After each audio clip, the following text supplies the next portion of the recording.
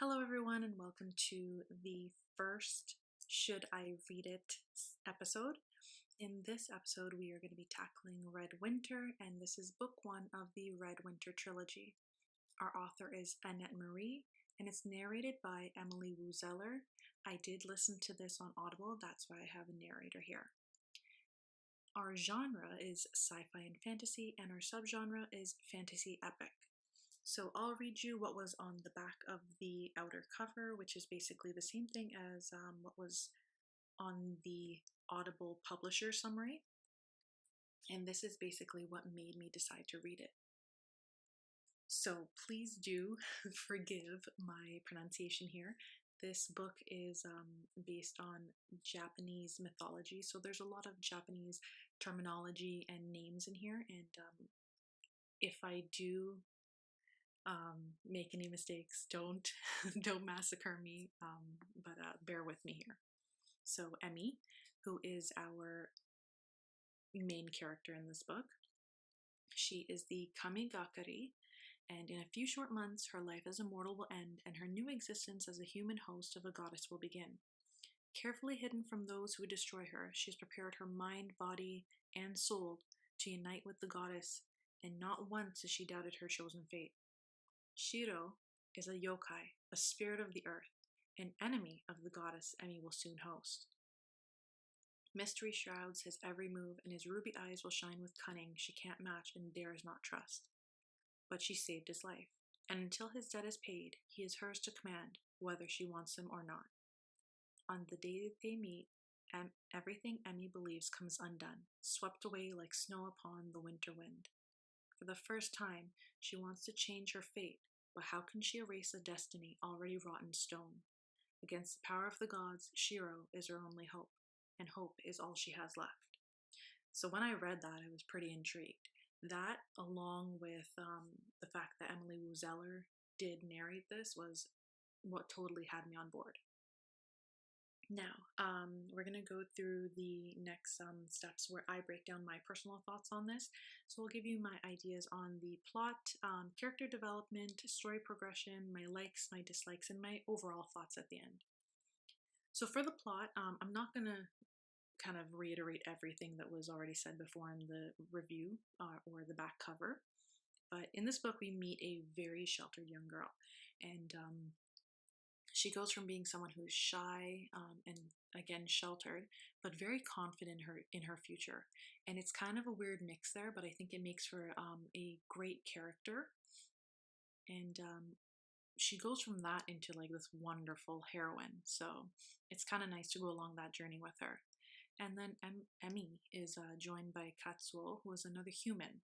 And then they're also joined by Shiro, who was mentioned before, and he is a yokai. So he is kind of like a god, but he's like a god of the earth, if that makes sense. If I have that wrong, let me know below, clear it up for me. And then basically, I did mention 3 people there, and they are the main characters in this first novel, and it's kind of a love triangle, but not. I'm not going to explain why. You have to read it to get to know it, but I really enjoyed that aspect of it. Emi's kind actions gain her knowledge to something that ends up being really life-altering for her.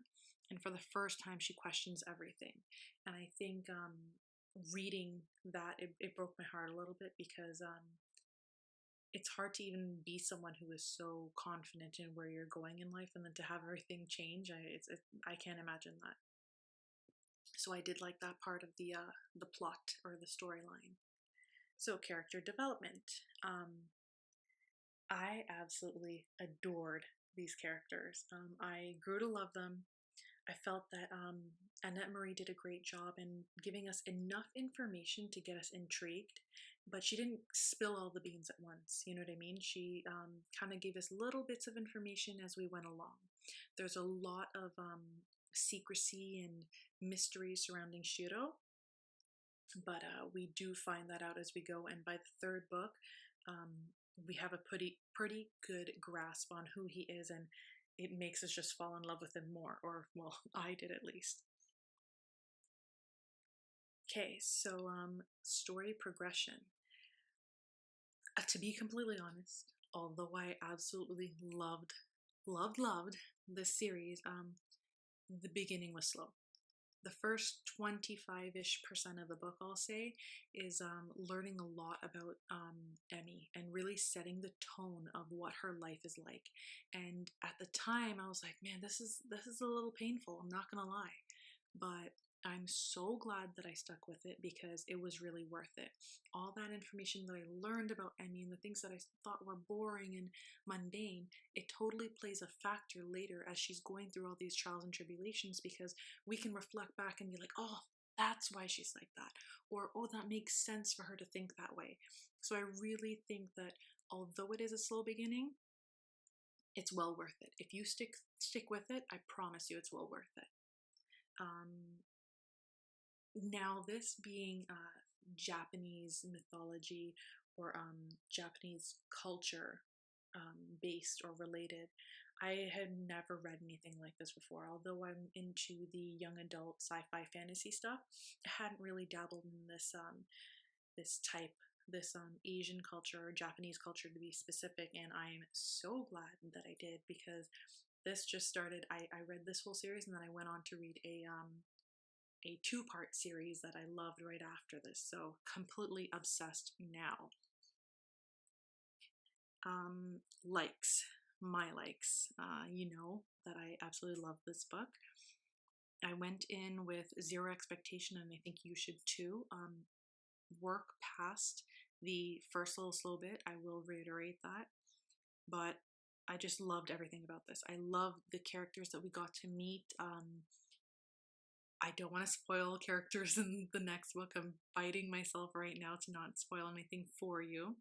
But I think that Emmy was a very relatable girl. And especially because we learned so much of her in the beginning of the book, I thought that as she went along, even if I didn't agree with something, I found myself, I listened to this in the car on my commute to and from work, and I was constantly like, girlfriend, what are you doing? Stop standing in your own way, or stop this, and I really like that. So my dislikes, I can't really think of many dislikes at all. I enjoyed the whole series, but I don't want to overhype it. Like, let's be real, not everything is perfect. So other than the slowness, I think that Shiro was supposed to be so dreamy and so irresistible, and that was the only thing I kind of rolled my eyes at, to be honest with you. And then my overall thoughts, I loved it, and I think you should read it. I think especially if you're into young adult and any kind of manga type things, this might be something that would be fun for you, because it does have the mystery, it has the action, it has a lot of action actually, and it was a fun book. I didn't think that I was stressed out reading it. It wasn't too hard. I really enjoyed that I listened to it on Audible, because I think that maybe if I was reading the physical book, it would have been hard for me with pronunciation, and I would have massacred it, to be honest with you. So listening to this on Audible, to me, was a great decision, and again, Emily Wuzeller did an amazing job. I think you should read it. I think you should add it to your list, and to be honest, the first book isn't even the best book. The second and third book are completely amazing, and way more action and way more characters are introduced. So please listen, comment, and let me know your thoughts. Did you read this already? Do you agree with my breakdown? And when you read it, please let me know. Was it all that I made it out to seem? Remember to like and subscribe, and until next time, guys, happy reading.